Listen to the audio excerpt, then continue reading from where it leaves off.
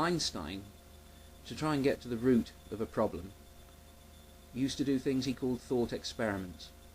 They were often experiments or observations that were impossible to carry out or to do.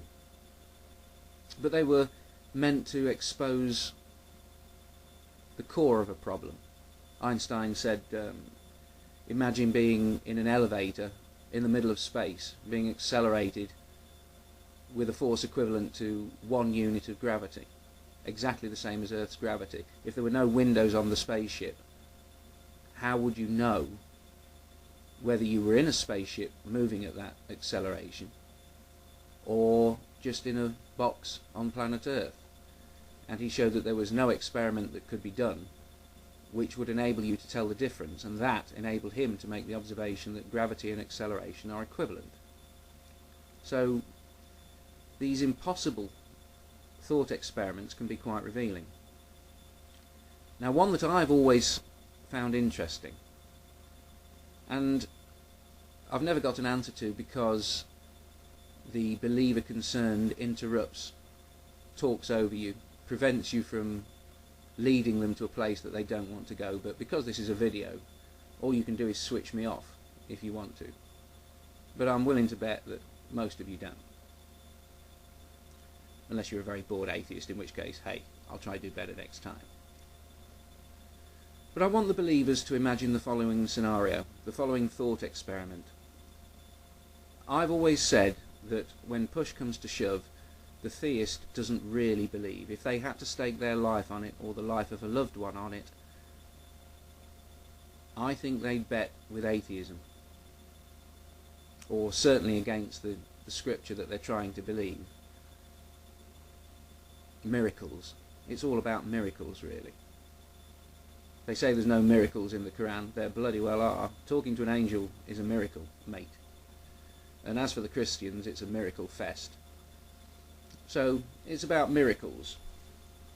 Do you believe miracles took place? Without miracles, you've got to believe in miracles or you don't believe in God. Miracles and God go hand in hand. So,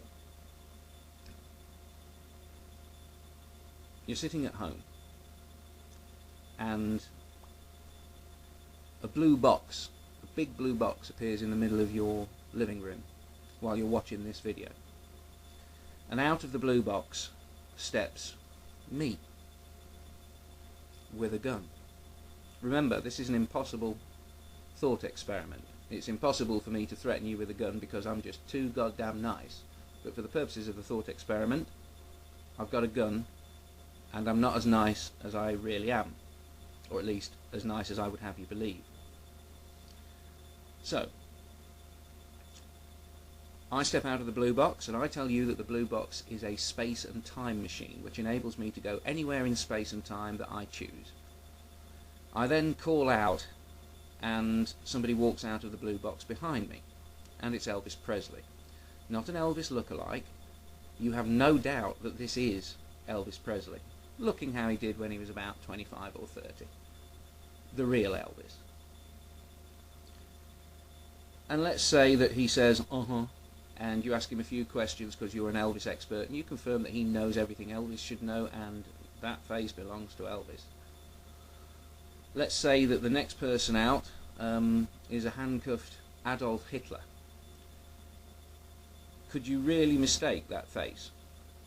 Could you really have any doubt that it was Adolf Hitler? I look at a photo of Zeke Heilman and you would recognize him.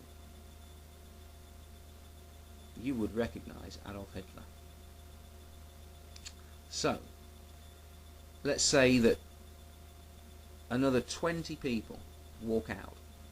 Choose them all yourself. Choose famous faces that are utterly recognizable to you. There could be no doubt whatsoever that these are the real people. The one rule being the person you think of must be dead. Any number of people you like, a whole procession of them, all faces that you know, all people you know to be dead, and all people you know are now standing in the middle of your living room along with me carrying a gun. And I say to you that we've all been back in time and we've all seen the truth of whichever holy book you say you believe in. The Quran, we've been back and we've watched Muhammad behind our invisibility shields. We've watched everything that he did and everything that happened to him in the course of the writing of the Quran. And we've also been back to take a look at all the places Jesus was supposed to have been, all the places where the miracles were supposed to have happened. Because it's a time machine, we've learned how to speak Hebrew, and we've interviewed lots of people, and we know the truth of the story of Jesus Christ circa the time it happened, in the places it happened. Supposed to have happened. Same goes with Islam. We've seen every event. Now, let's say that the me that's there in your living room suddenly puts the gun at your child's head, or your brother's head, or your sister, or your parents, anyone that you care deeply about. And let's say that the me that is in your living room is a psychopath and says to you, I know the truth of your holy books. You know there's a working time machine behind me. I've got 100 witnesses who all came with me. We saw exactly what happened. The question is, if you get it wrong, I'm going to pull the trigger. And the question is obviously, do you think miracles happened? Do you think we saw any miracles? Do you think we have miracles on the 100 video cameras that we took with us and filmed every moment?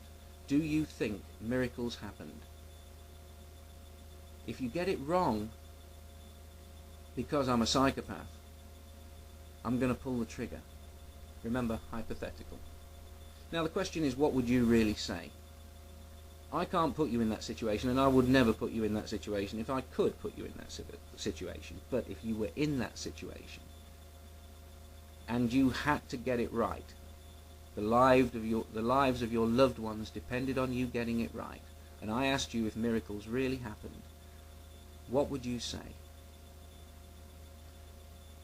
Now, as I said earlier, no theist has ever answered this. I believe honestly. I cannot conceive of anything but the most devout lunatic, the type that would allow their daughter to die in front of them because they thought the power of prayer would heal them rather than a doctor.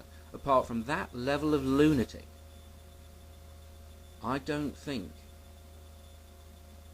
that you would say, yes, I believe that miracles happened. I don't think you'd say that. I think you'd say no. So I'm not telling you whether miracles happened or not. I'm just trying to maybe point out to you the fact that you don't really believe in miracles.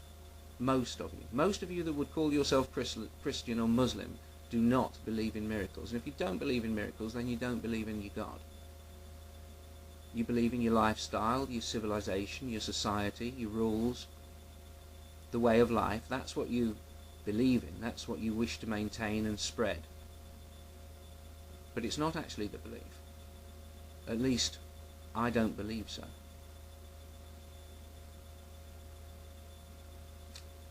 When all's said and done, when you've come up with all your scripture,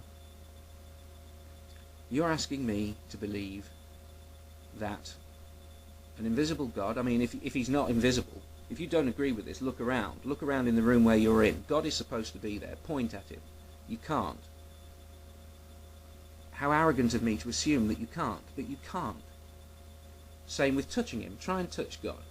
Right now, do it. Who lifted a finger? Not one of you. You don't believe you can touch God. God is invisible. And you believe God has a brain. You believe he has thoughts and a mind.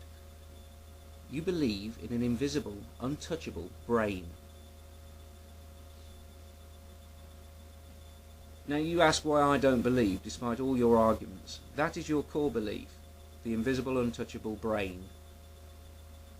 If I said it to you, if I said I believed in that, and you knew nothing about religion, you would never believe me. And it's the same with you. When you tell me I'm going to hell, it's like a child telling me I'm stupid. I'm so arrogant, I don't pay any attention.